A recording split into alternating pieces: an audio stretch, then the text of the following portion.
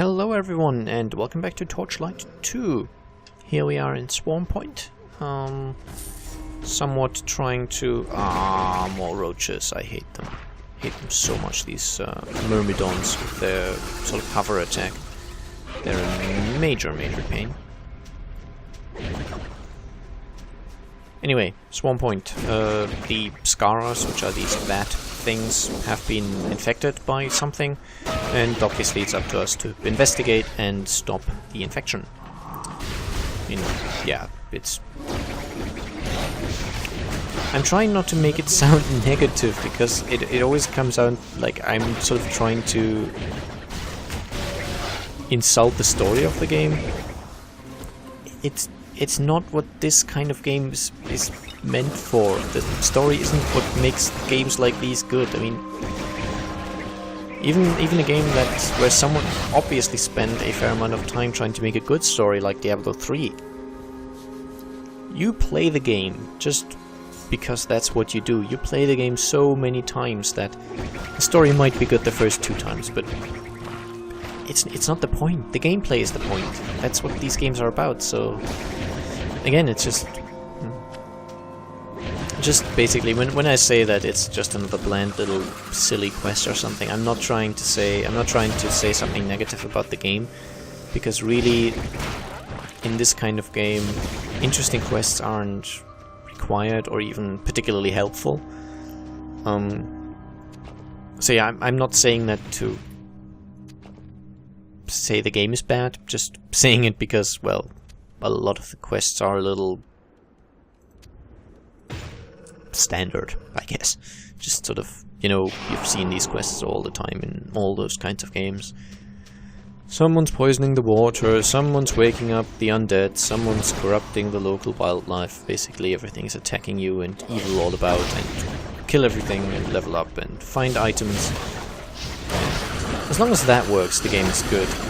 That's why something like the fairly good story that Diablo 3 has just couldn't redeem the terrible state of the game at release. So it didn't matter that it was...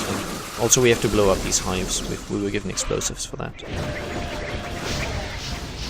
But yeah, the great story just can't redeem the game if the system that is in place to make you kill things and get better loot, if that system is terrible, it doesn't matter how good the story is.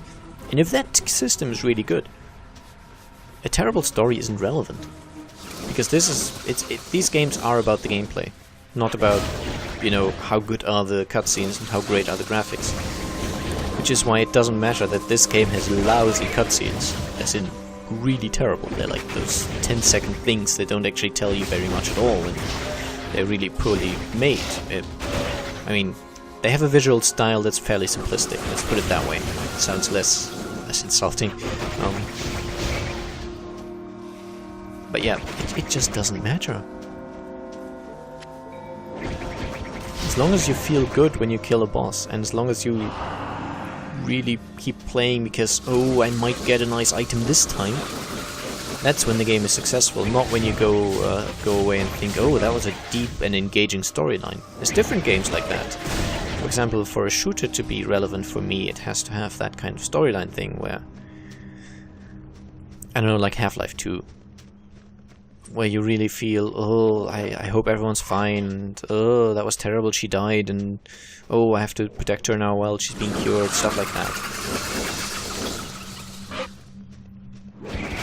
I may have to go all the way back here to reach this point, by the way. I'll have to check. That's what makes some kinds of games good for me. But yeah, I keep going on about that. I'm sorry, but it's something that annoys me when I read negative reviews about certain types of games. It seems some people have weird expectations of games. This is not to say of personal taste. I mean, some reviews obviously say something along the lines of it did this and this and this in such and such way, and I didn't like that. That's obviously fine, but sometimes it's, oh, the story was terrible, so don't buy this game. Yeah, well, I don't know, it's a casual puzzle game. Do you really expect a good story? I mean, is it supposed to have one? Yeah, I don't... no, we didn't get the cool spawn. can't remember if I've gotten the cool spawn on camera yet, so...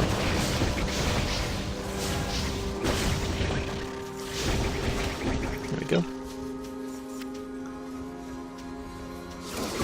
So for example, there's these kind of fairly popular these days, because probably easy to make games, these story-driven shooter-ish games. What was that? Was it Watch Dogs? I think it was Watch Dogs, the thing about human trafficking, I believe. And Last of Us, and earlier Uncharted. You know, the gameplay is all very similar. Sort of you have a bit of that gun and ammo conservation thing and selecting items. Maybe there's a bit of a crafting system or collecting treasure system, stuff like that. But I feel like the gameplay is fairly similar in those games, because mostly it's a vehicle to try and convey a story. And so I don't like those games. This is not saying they're bad games, it's just I'm a gameplay kind of guy, as you might have noticed in the games I play. I want the gameplay to be good. And I don't mind if the story is a little bland. If I play the game for the 5th time, which usually for a game to be good for me I have to be able to play it multiple times. And if I've played a story for 3 or 4 times, it doesn't matter how good it is, it's just going to get boring after 3 or 4 times. The gameplay, that's what has to keep me playing, and has to be engaging and interesting and just good. And if that's the case, who cares about the story? And if it's not the case, the story can't save it, basically.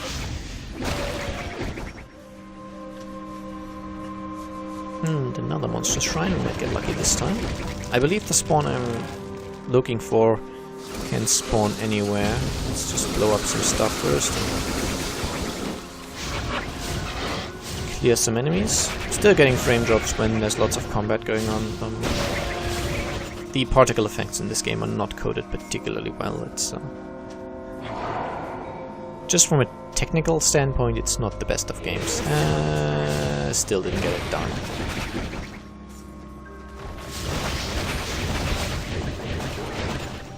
But we got Full Ripper.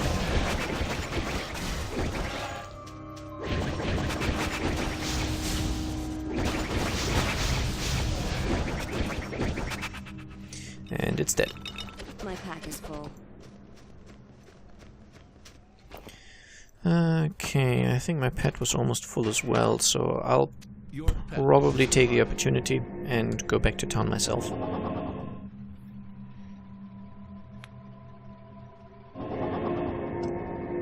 Good, good, good. And so, yeah, essentially, Let me show you what fell off the back of the wagon. He appears to have new stock, so that's nice. That's a shard, that's a chip. Okay. Do I really want a shield? I mean, I might get a better one than what I have. Didn't. I definitely might want a better wand. What did I get? A time fork and a parafex.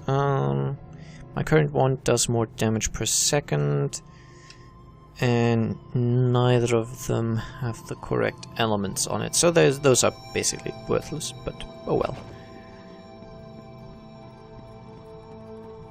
And I think my shared stash is almost full.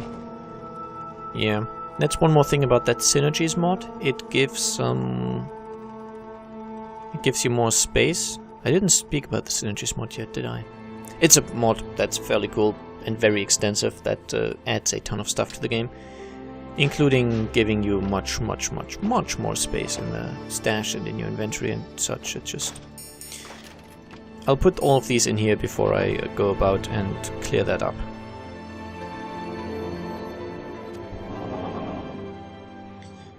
So yeah, people keep not understanding, but I just...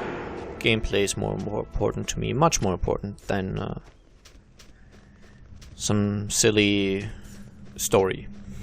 I mean, I like a game with a good story, but it shouldn't be the selling point. And especially these sort of Telltale game things.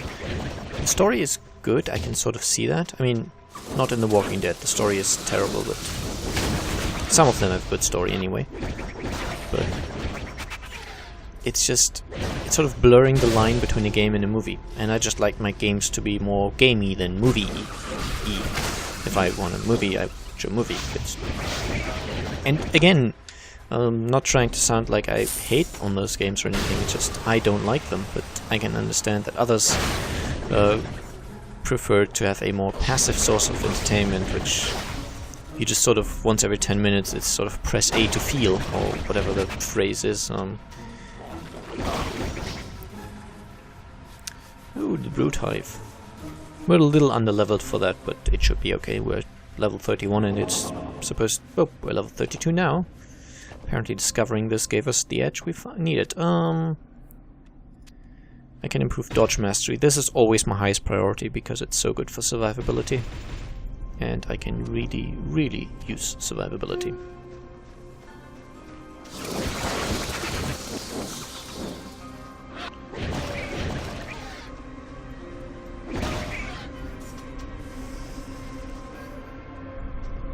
Essentially, some of these games feel like a bunch of quick-time events chained together, and I don't know. I have been known to spend hundreds, if not thousands of hours in games, and yeah. I'm sure there's a lot of people that spend that kind of time in say, Minecraft or Skyrim or Guild Wars, stuff like that. I doubt very many people spend that much time in something like Uncharted or the Walking Dead games or whatever. They're not really meant to have a high replay value, you're meant to buy the sequel, essentially. And I think that's a recent trend, because obviously, from a financial standpoint, someone buying your game and then playing it for 50 hours is better than someone buying it and playing it for 5,000 hours. Just because if he's playing that for 5,000 hours, he's not playing any of your other games for those hours. If the game only has really 2 playthroughs that are interesting, and then afterwards it's kind of, nah, putting this away, it's easier to convince them to buy the next game. I mean, your game still has to be good, so, again, not trying to insult or anything, but...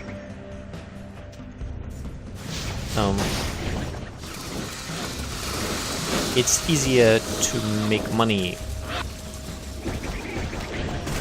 Because even if that single game technically offers 5,000 hours of gameplay, no one's going to pay 100 times as much as your 50-hour game, 50-hour gameplay game, if that makes sense. So just those games that you can spend a lot of time in tend to have a very good sort of money per time spent ratio, which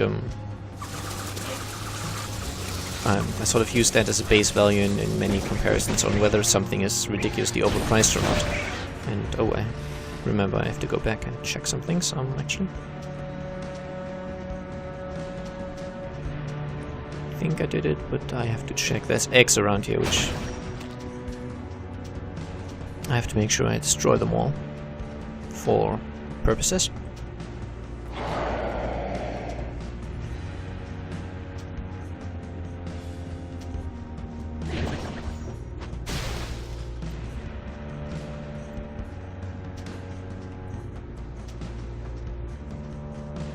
Okay, I think I got them all up to this point.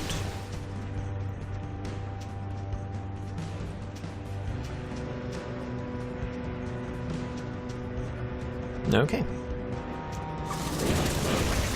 Trying to kill those roach myrmidons before they can do their hover attack.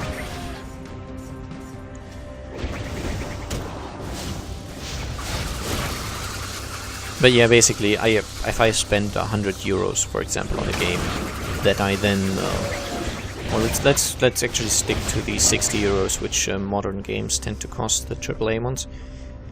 If I spend 60 euros on a game and then it has maybe 50 hours of gameplay, let's go 60 to make the numbers easier. That's essentially €1 I paid per hour of gameplay.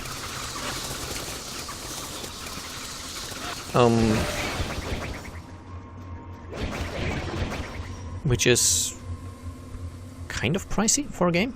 It's more than I'm usually willing to pay. On the other hand, if there's a game that I spend, let's say, a total of 100 euros on,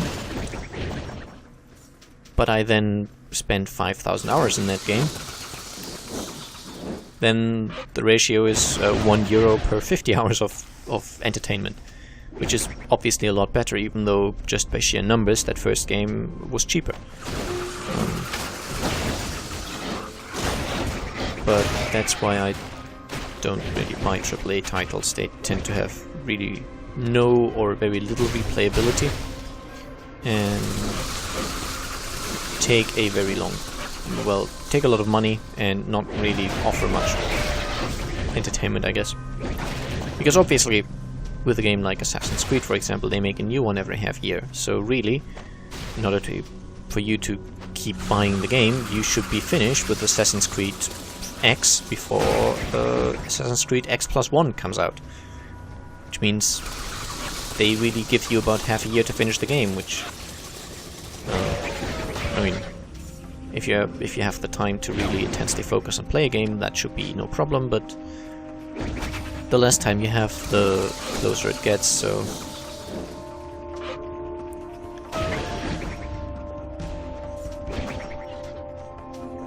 that's why those games won't.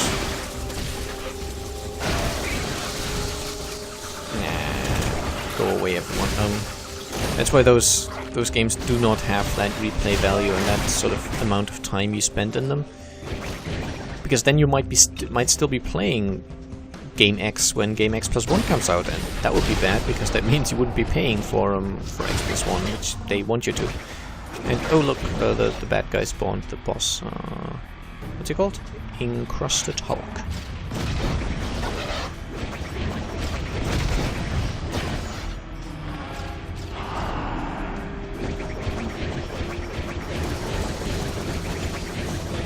See the advantage to casting speed? I can throw these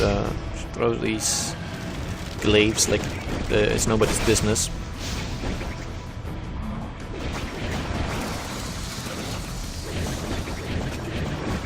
And I couldn't afford this kind of casting speed if I spec'd the glaives any higher than I did.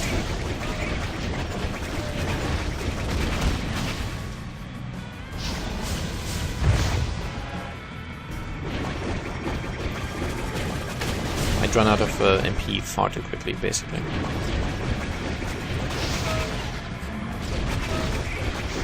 And the rebounds usually deal quite effectively with all the sort of ads he spawns.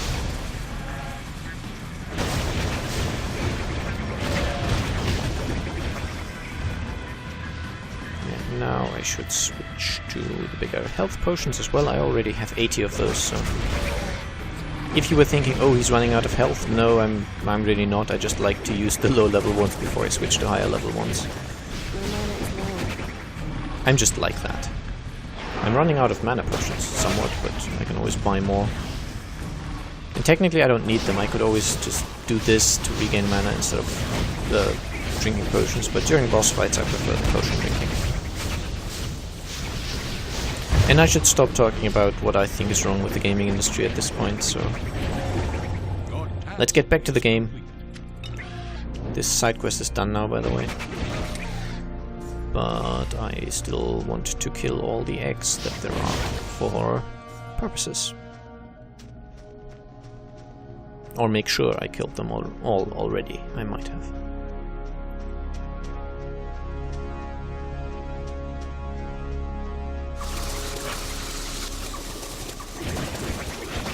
I didn't. Look, there's a bunch more back here.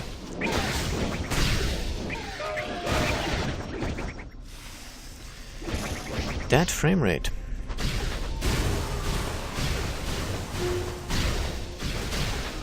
There we go, that's all of them. How do I know? This guy got up.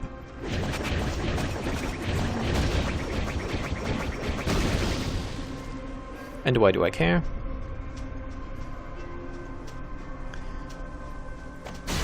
Well, because robotic pipes. That's the third robot part, and the last one that you find in this act. the other 2 ones, which there's 5 in total, so I've got 3, I'm missing another 2. They're in Act 3. And I've got the skill point, apparently.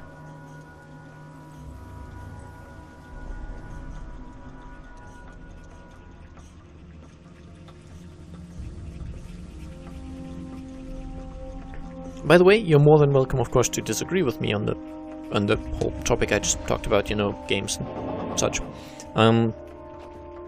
And feel free to tell me so in the comments. I would actually be interested to hear some different opinions. Most of the people I know kind of agree with me, because most of the people I know agree that, you know, Call of Duty is kind of terrible. And Assassin's Creed, really the first game was good and then it got terrible. Stuff like that, so... I wouldn't mind if you disagreed. Feel free to try and change my mind. Anyway, speccing the skill point. I'll go Master of the Elements, because why not?